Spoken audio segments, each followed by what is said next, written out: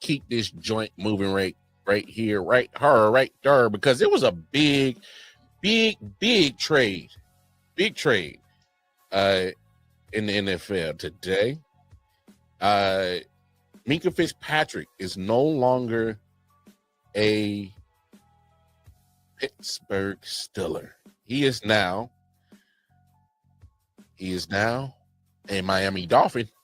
Believe it or not, if those who don't remember, he was originally drafted by the Dolphins, got traded to Pittsburgh.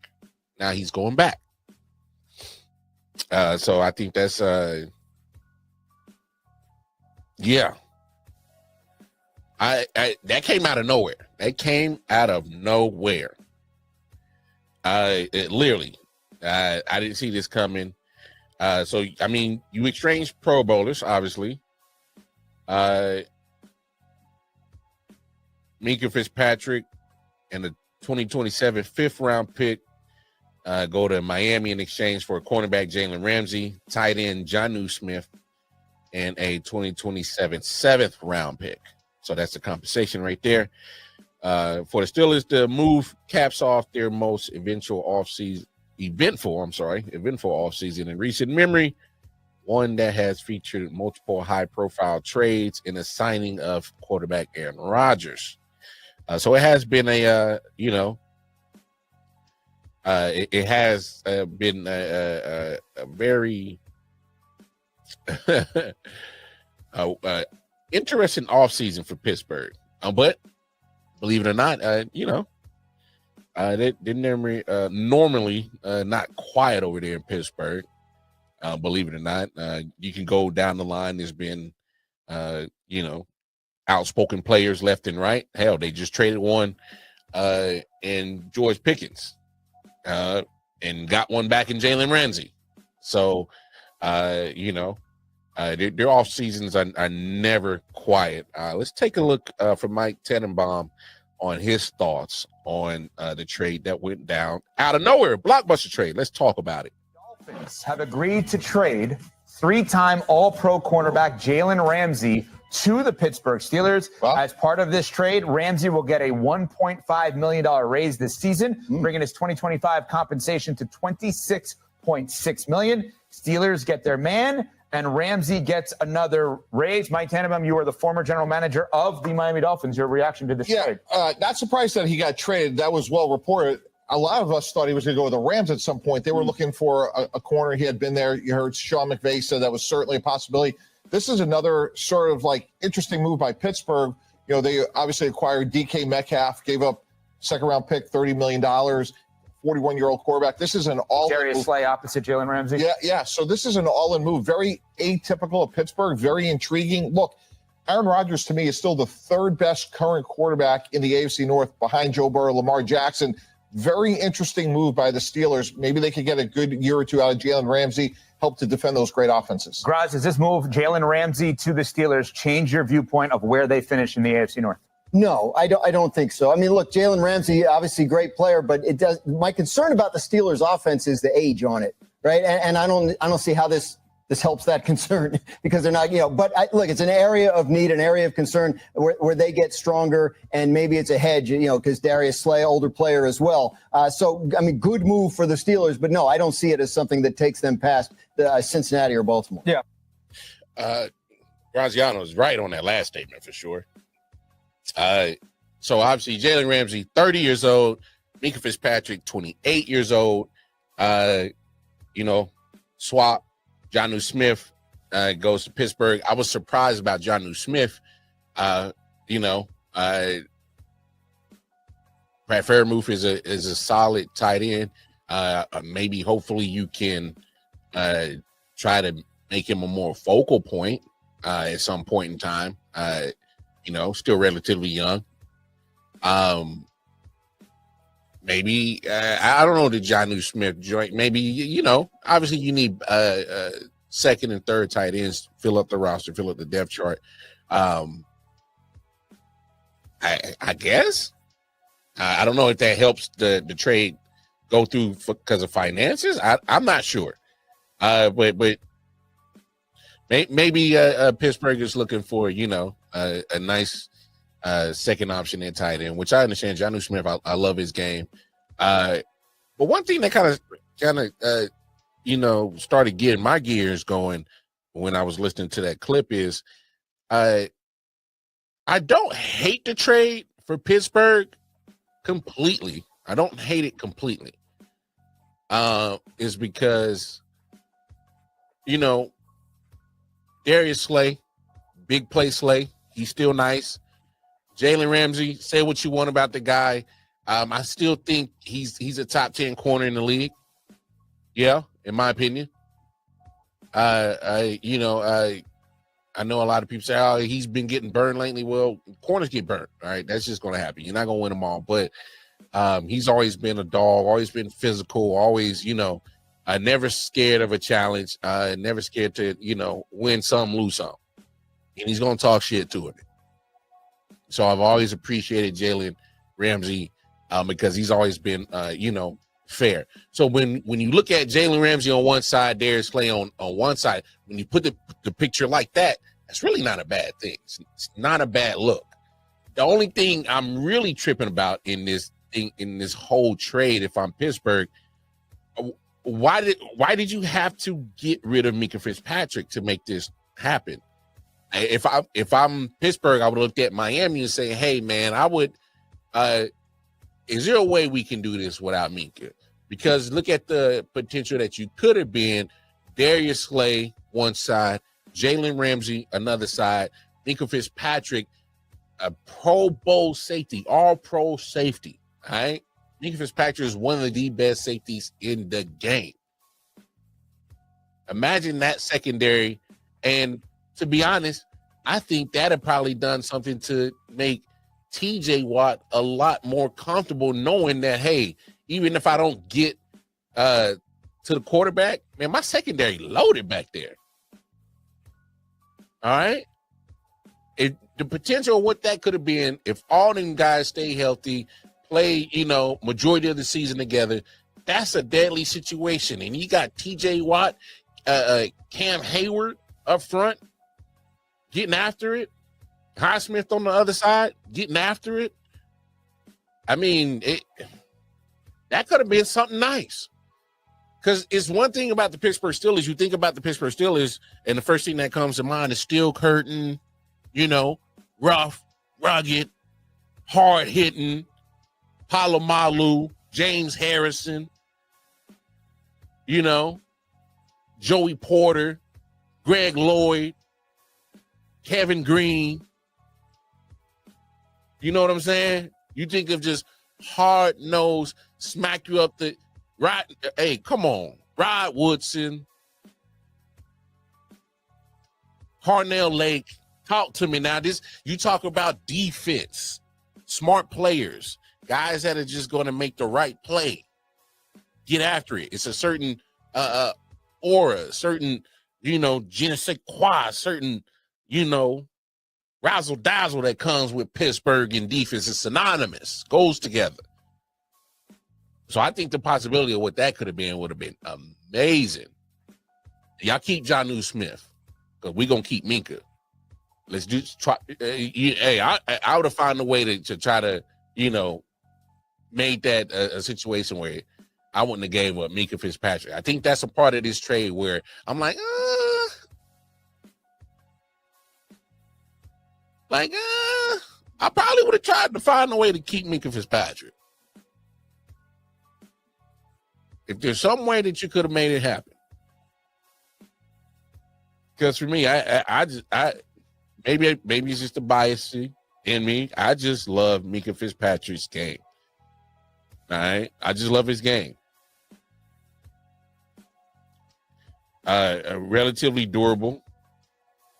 I know he missed some time. When did he miss some time at?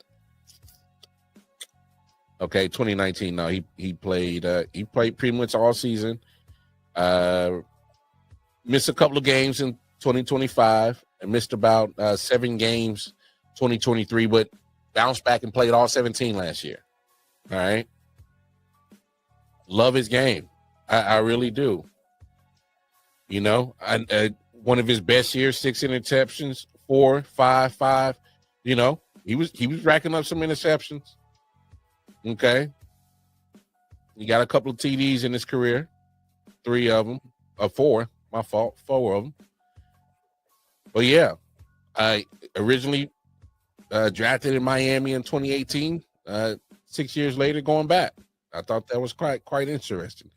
But yeah, I love his, you know, what's that? 5 Pro Bowls, 3 All Pros.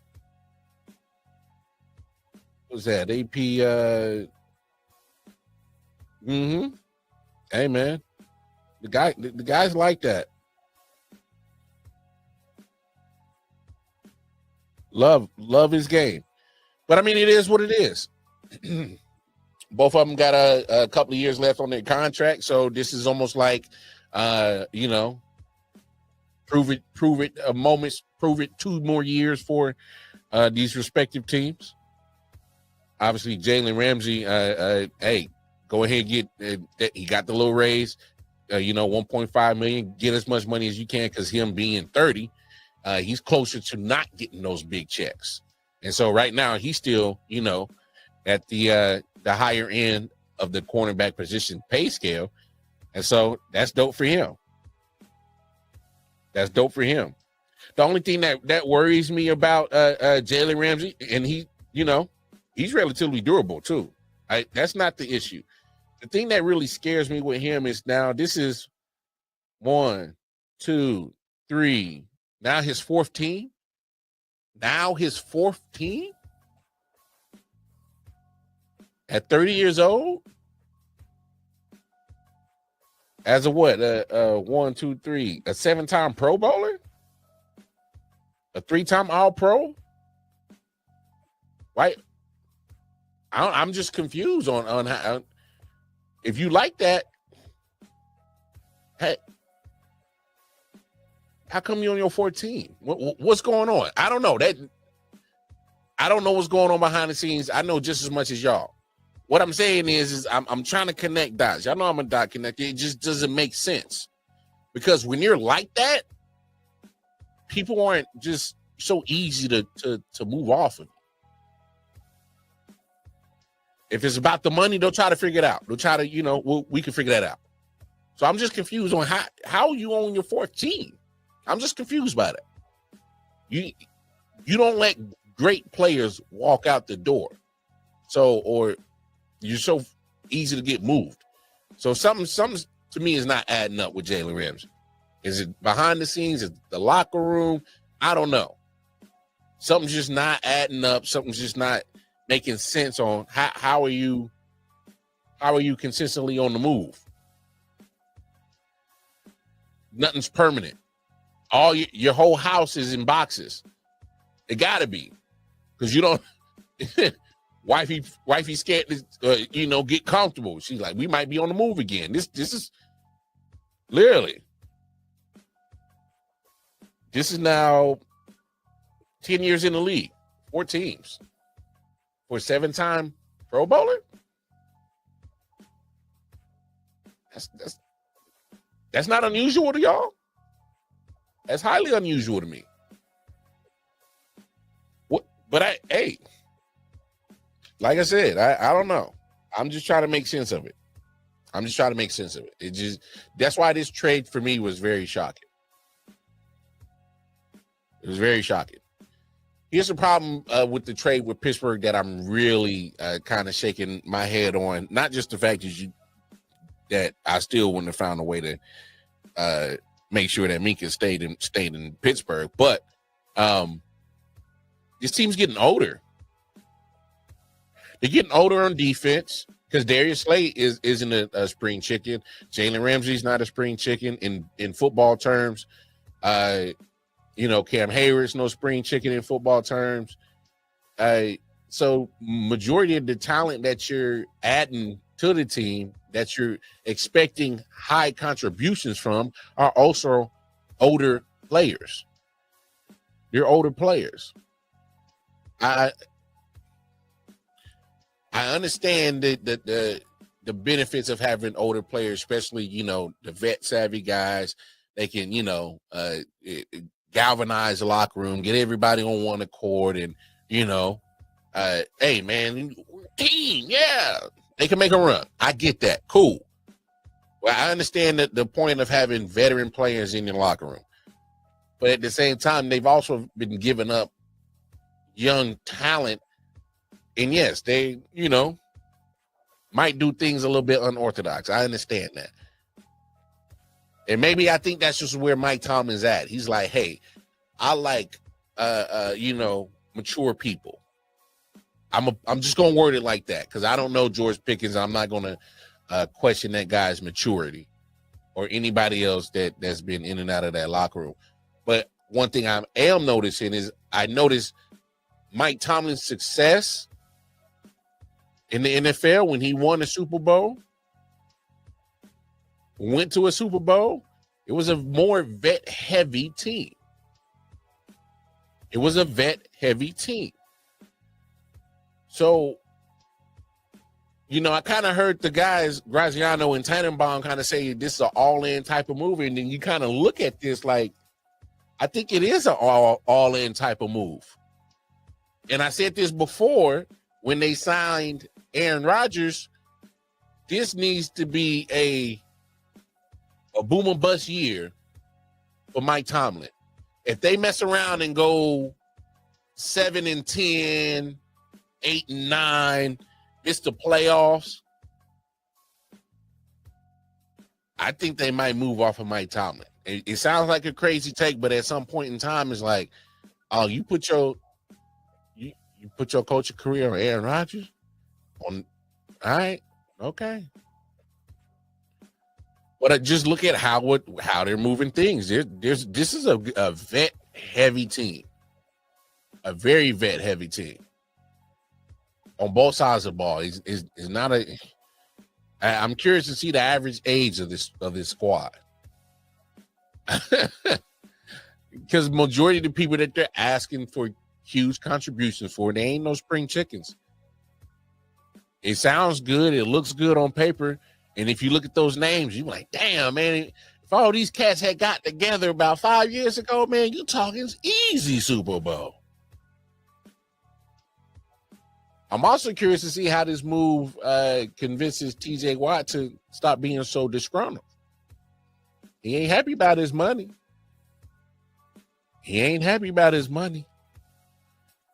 If there's one person that you want to make happy on that squad, on that defensive side of the ball, for sure, it might be him.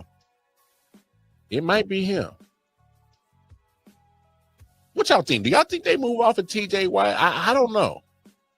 I don't know if I could. I find a way to work it out on the money tip. I'll find a way. But TJ Watt, no longer a Pittsburgh Steeler, would be crazy to me. I can understand if he was close to winding down and close to retirement, and he, it was just amicable and like, hey man, we're not going nowhere. You're getting older. We love you so much. It's best that we, either you can find a spot or we'll find one for you. A contender. We'll try to make it work. We love you. We respect you. I had that conversation, but I don't know. Right now, do you do it? I don't know if I could. The man gets after it. The man TJ Watt too good. He's too good. He literally is, especially when he cooking. Oh my God, cooking, hibachi cooking, man. Like there's times where I've seen TJ Watt literally go like maybe a week or two without a sack, and then all of a sudden in one game pull like 4 or 5 sacks. Like, dude, what are you doing? Relatively durable. I know he missed some games in 2022, but once again, he's not getting younger. He's 30. Again, another player that the Pittsburgh Steelers are asking for huge contributions from a person that is not a spring chicken. Love TJ Watt, I do. But we just got to face the facts. I get it. 11.5 sacks still looks good.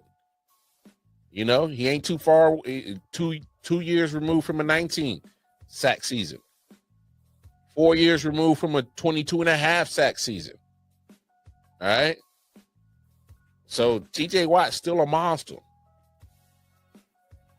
Still a monster. Okay. He's still going to produce. I still take 11 and a half. That's a down season. Imagine that. 11 and a half sacks is a down season for TJ Watt. Is probably somebody's career high. So let's put that in perspective. But yet again, they are not getting younger. This does not put them over the Ravens for sure. I think you could battle the Bengals. If they can hold up, if this defense can hold up, if some of these players can hold up, get TJ Watt in, find a way to get the money right, all right? I think they could battle for second place because right at this point, it's a toss-up for second place. They can battle for second place. But they're not overtaking Baltimore. They're not happening. All right. So Steelers fans, don't even fix and cook that shit up in your brain to even utter that out your mouth. It ain't happening. You won't be better than Baltimore. You be lucky to get to split the regular season. Be lucky for that. All right. Split home and away. All right. Be lucky if you can do that. Because that's the Ravens division. That's their division. You in their yard. That's facts for me. So curious moves from Pittsburgh Steelers. Curious moves. But if everybody stays healthy, and I'm just being serious, I'm not a big Aaron Rodgers fan. I'm not a big Pittsburgh Steelers fan. I just really look at what they've been doing. It's a vet-heavy team. And Mike Tomlin has a vet-heavy team. He usually succeeds. Go look at the Super Bowl runs. That little window that they had, they won the Super Bowl, went to another one. Go look at them. It was vet-heavy teams. Because he wants high IQ guys. He wants guys that can think. Use their instincts. Get after the ball, get after the damn ball. Make smart plays. Try not to hurt the team, getting crazy personal fouls and things like that. Which I was kind of surprised on the DK Metcalf trade because he a hothead still. He a hothead.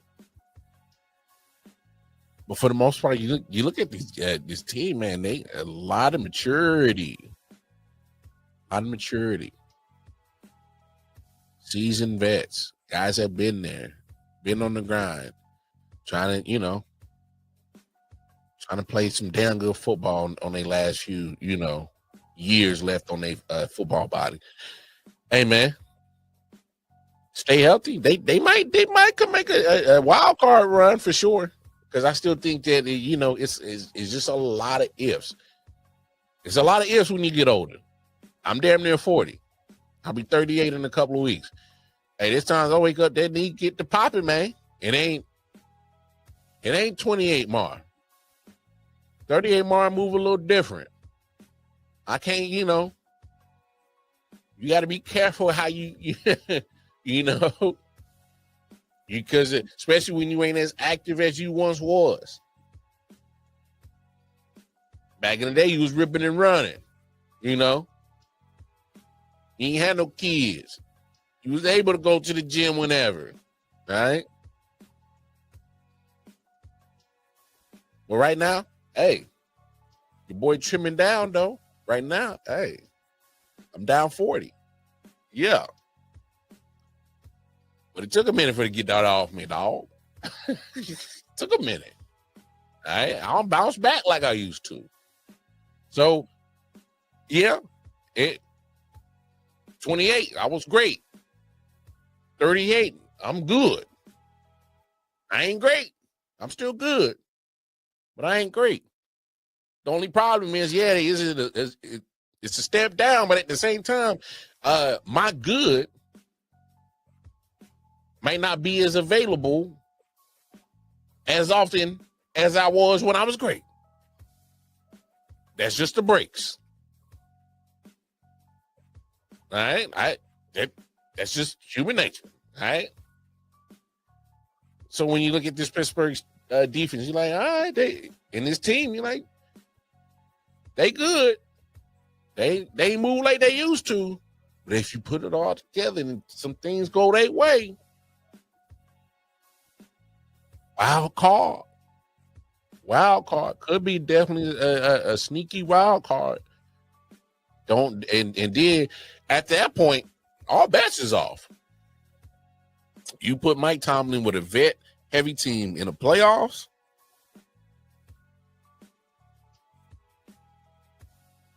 Changes the conversation. That kind of changes the conversation. Now this Dolphins part of this, I don't know what y'all doing. Do you want to win? Because if you do, you would still add the right pieces.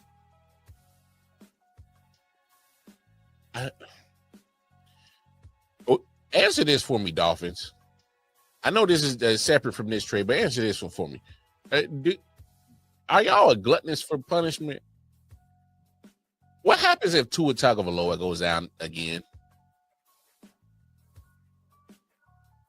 I ask that is because, and I don't wish this on him. Obviously, we know to his story, we want the best for him. We want him to stay healthy. We want him to be able to have all his, nerves working.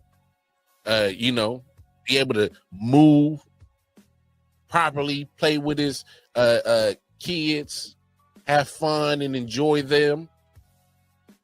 Be able to go on dates with his wife.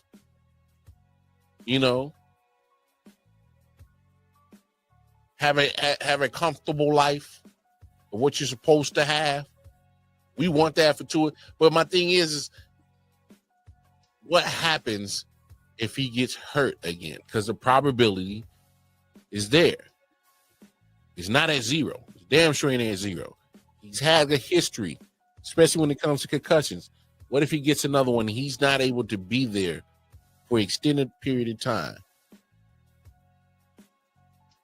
What are your choices at backup quarterback? I am honestly amazed on how the Dolphins refuse to address a backup quarterback.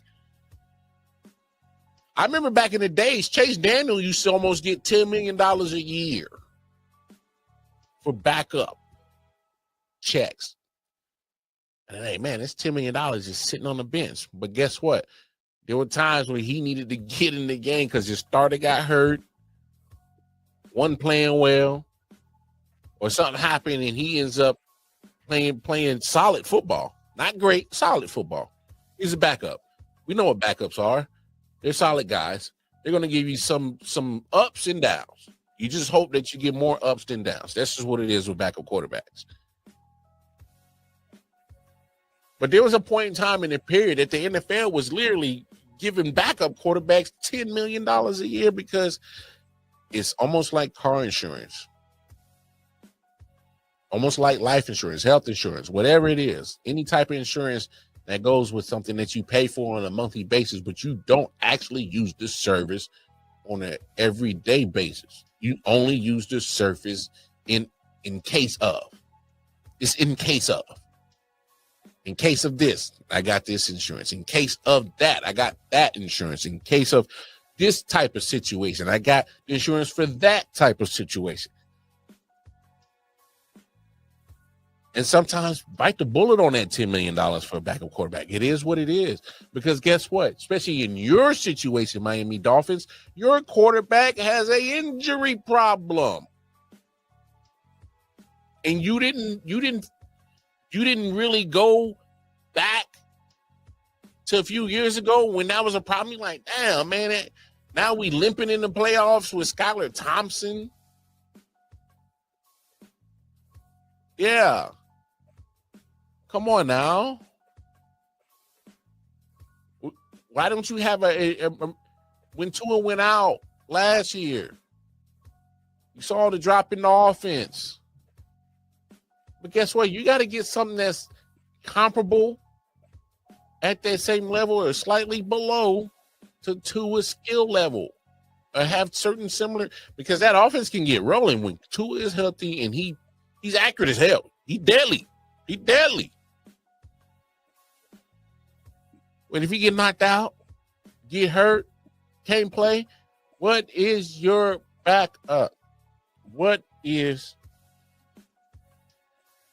your safety net? And I get it.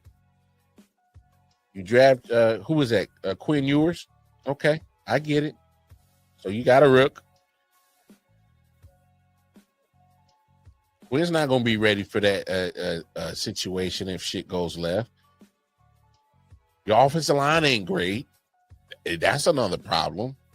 Teron Armstead just retired. So what is your plan at quarterback? Blaine Gabbert?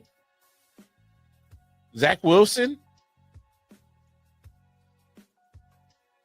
Come on now. Come on now. Anyway, let's keep this joint moving. Because I didn't spend enough time on that crazy trade. That was a crazy trade. Crazy trade. Yeah.